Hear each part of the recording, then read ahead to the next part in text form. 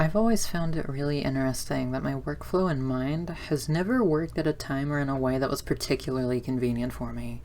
This entire video, the script, the editing, and the filming all happened at various times where I had to work in between work calls, my own sleep schedule, or had to actively stave off rest because I began writing feverishly and thinking like my fucking third eye opened at 2:15 a.m. on a Monday night.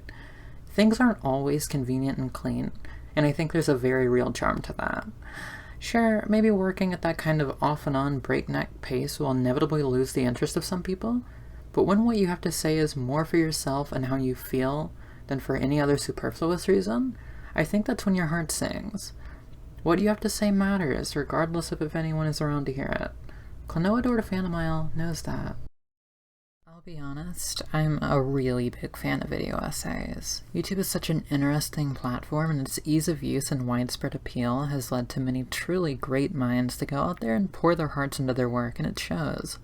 For some, it's through well-paced, carefully planned, and examined heart-to-heart assessments of a piece of media, and for others it can come out as a more logical approach, acting as a sort of documentary on the game's past, present, and potential future, and looping back to how and why that matters to an individual. There's so much value in that, and if it wasn't for these approaches, I wouldn't be sitting here talking to you through the avenue I am. But I do want to be transparent. This video won't serve as a review or a retrospective outlook into how this game came to be. I know it's probably a pretty instantaneous turnoff to a lot of people, and that's okay. I just want to articulate my personal findings and feelings about this title in a way that is comforting and familiar to me, and I hope that somehow, if you find this, you'll find some value in that. But enough of all that. I need to dive into what you're all here for. Who the hell is this funky little Cabot, and what is the game he's from like? Well, to be honest, there are two wildly different yet technically correct answers. Mechanically speaking, Klonoa to Phantomile is a tight, satisfying 2.5D puzzle platformer that utilizes both sprite work and 3D rendering to create and tell its story.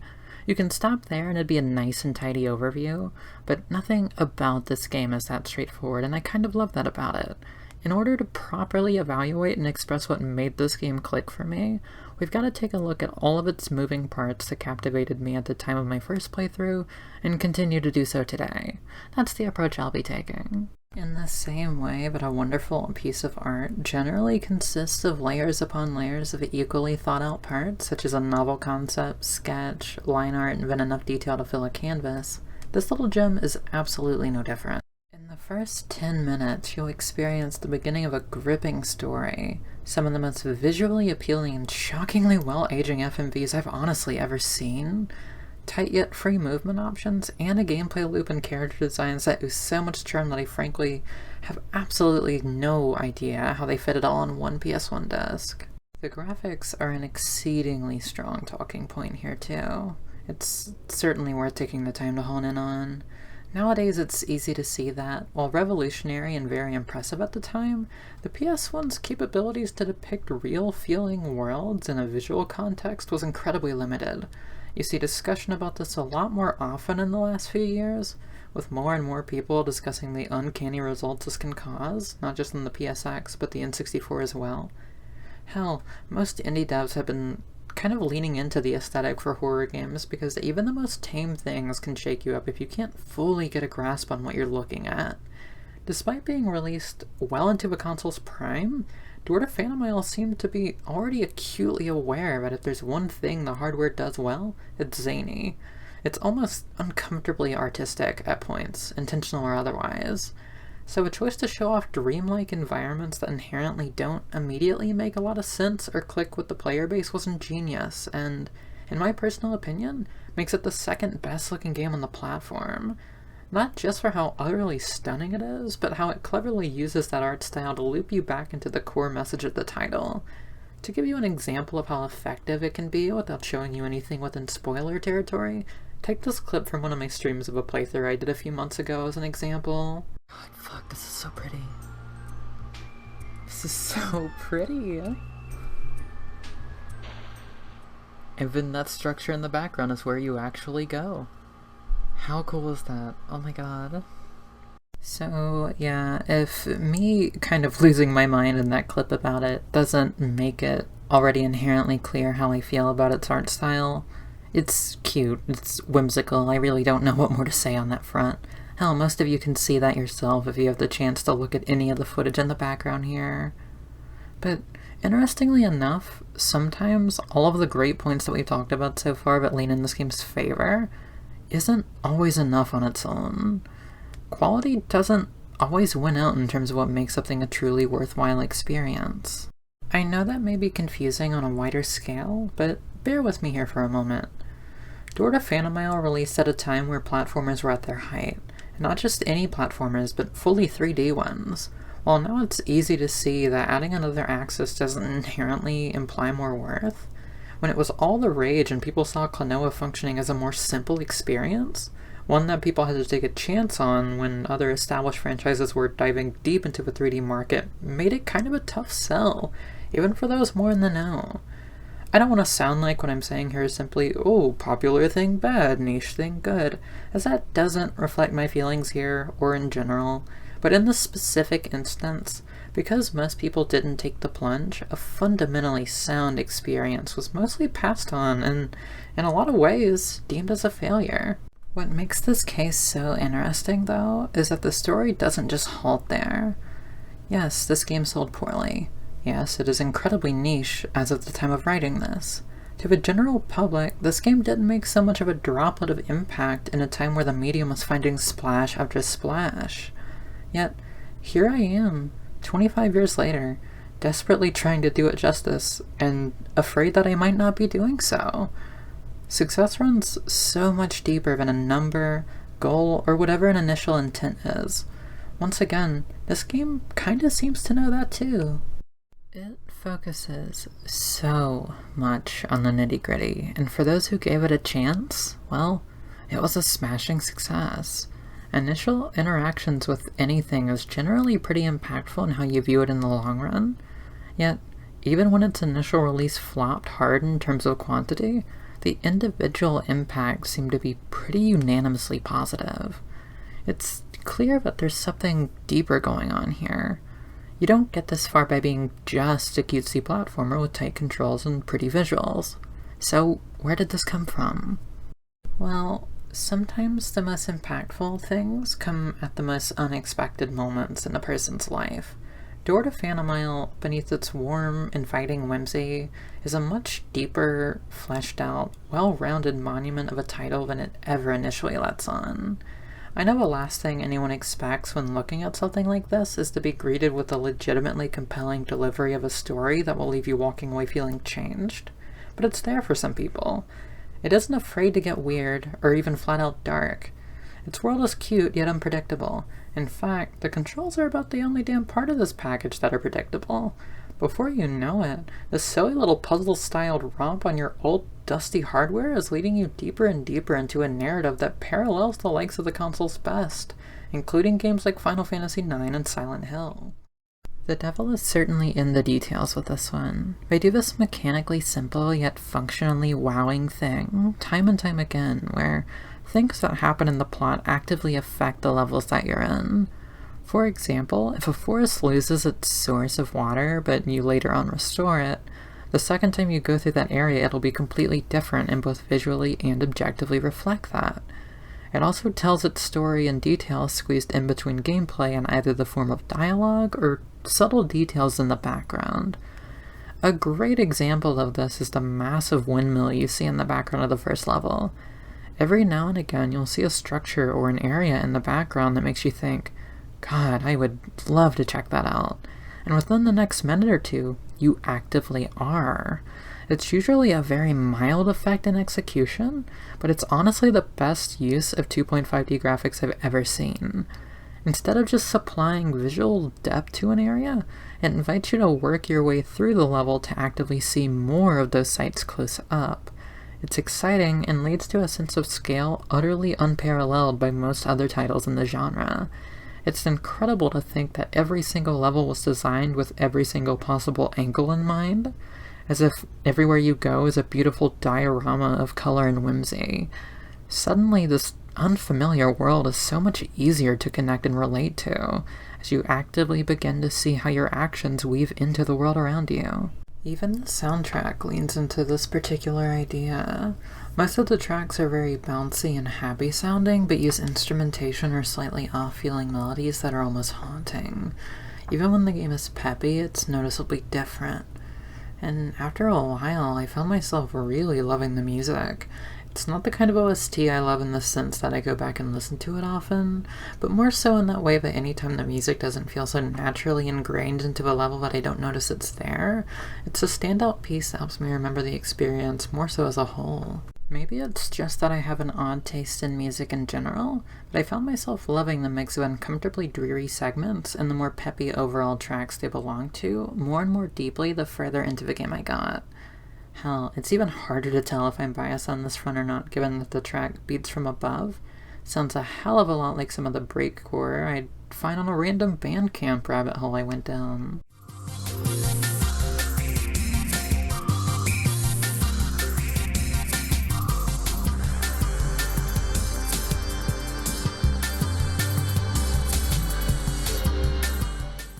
In addition to this, in between the A-plot developments is a constantly updating stream of B-plots that, while important and impactful, never detract or detour from the overall theme or pacing.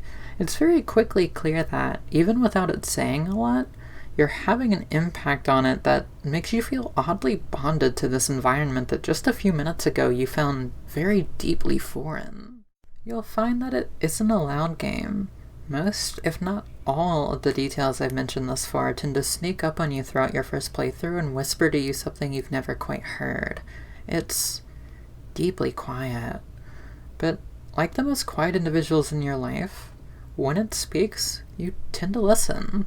Isn't that always odd, by the way? The way that a simple smile from a stubborn person can kind of impact you just as greatly as a collection of poems from an author's entire career. Door to Phantomile exists and thrives in that oddity.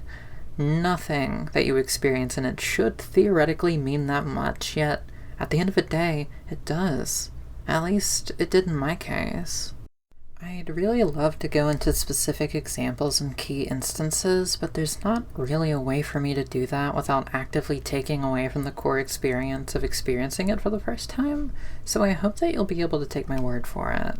Despite not landing with everyone, despite deep odds being against both the protagonist and, frankly, the real tangible series as a whole, it stays hopeful. In between a child separated from their mother, you find a calm ride through a vast sea with a newfound friend. In between the uncertainty of the safety of someone you've lost all ties to, you find complete strangers that genuinely want to help you because, well, you're a person just as much as they are. These hopeful events in the face of adversity and conflict are what fuels this entire experience from cover to cover, and I hope my half-asleep scribblings about that are doing it justice. But in the same way it has a layer of maturity no one was expecting, it has that same depth in its emotional reach and understanding. Things don't always end well. That project you spent ages on doesn't always get an A. The best people in your life don't always stay around. Sometimes, no matter how much you have to say, you'll never be given the chance to have someone listen. But even despite that, Door to Phantomile knows how important it is to yell it out to the world anyways. If for no one other than yourself, you have to keep going. Things have to be better, and damn it, you're going to take it by the horns and carve that path with the hooves of the beast that wants to push you down if you have to. Of course, this is not to say the story found here is a particularly happy one, but in an uncertain world where bad things happen just as often as good ones, there's still value in the smaller in-betweens. Of course, taking the time to hurt and heal is intrinsically important. I can't, overstate that here. I know you've experienced that before too. Let me share a personal example, if I may. It's not at all as deep as what we just discussed can be for some people, but for the sake of a more lighthearted example, have this. I deal with a lot of heat sensitivity in my day-to-day life. Not sure why, it's just a weird quirk I have. However, in the same way a grand piece of art tells a story, your body can as well. There was a point, gosh, I'll never really forget it, where I was spending time with my girlfriend and kind of began to overheat. Entirely subconsciously, without a single willing thought, my hand began to tug at my shirt, readjusting it to keep it off of my warm skin for even a moment. Immediately, my partner noticed this and turned on the little fan she keeps next to her bed. I don't really know why, but that little moment has honestly moved me more than some major life events I've experienced have. The hum of that fan and the burning memory of that small, barely even noticeable exchange brings me so much comfort when I need it. We intend to move in together, soon, and frankly, that room's atmosphere is something I am going to legitimately miss. I'm certain that sounds silly to at least a portion of you, and that's entirely valid. I'm sleep-deprived and pouring my heart and soul into talking about a 25-year-old game. I'm not going to pretend that I'm not susceptible to overthinking things. But even when times are hard, even in times where I feel deeply saddened and need to reflect on things, when that memory strikes, it's always a warm piece of comfort for me, if only for a moment. For some of you, maybe that comes in the form of a scent or a dish that brings you back to your childhood. For others, maybe it's that nice thing a stranger said about your graphic tee in the grocery store. Whatever the moment, there's a tangible sense of improvement found within it. Even when things are falling apart, there's a small flicker of hope that refuses to go out. It's stubborn, and it's quiet, but it's your door to a better tomorrow. I played Door to Phantomile at a time where I don't think I could assess it and reflect on it to the degree that I can now. But even at the time, I knew that something about it was special. Maybe not to a wide audience, maybe not even to you. But it was, and is, to me. I've been putting off this project for months, writing script after script about things I love, worried that they're not meeting some arbitrary goal I'm setting up for myself. Sometimes it's enough to just exist, to just say things, to stop and smile about something no one else notices. That's the case here, and I'm so glad that I finally learned that. In the same way I feel as though I finally got my chance to break through and speak on it, the series is getting that same second breath. This series, aside from a Wii remake of this specific title in 2008, has fallen to the wayside and has mostly entirely been swept away from the public eye.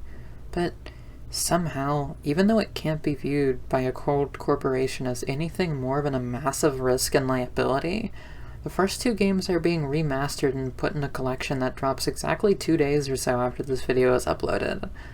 This, of course, has nothing to do with the corporation itself, but rather the inherent value of the art made by the people they employed.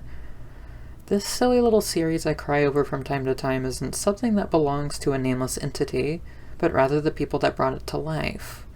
In that same way, the announcement of said remakes skyrocketed interest significantly, and it felt like I saw so many wonderful people crawl out of the woodwork and express their love for the series. Thanks to the work of a few different teams, every single Klonoa game, including ones that were never officially localized, are now playable in my native language. In an effort that arguably reflects and echoes the core message of the original title, it is so clear that passion and cautiously but unabashedly holding out against the storm is, and always will be, worth it. I'm so thankful for this community, for this series, and for you taking the time to listen to me babble on about it the way that I have here today. If you want to give this game a shot, the remake looks incredibly cute, and again, we'll be releasing on all platforms in around 24 hours, and Door to Phantomile, while unfortunately being rare and thus expensive, at least in my region, can be purchased on the PS3 and Vita for very, very cheap, or found in other places. I'm sure you can figure something out. Regardless, I hope this video acts as the start of something really special for you, even if it's just a more entertaining day, even if you never, think about this series again. Thank you so much for watching.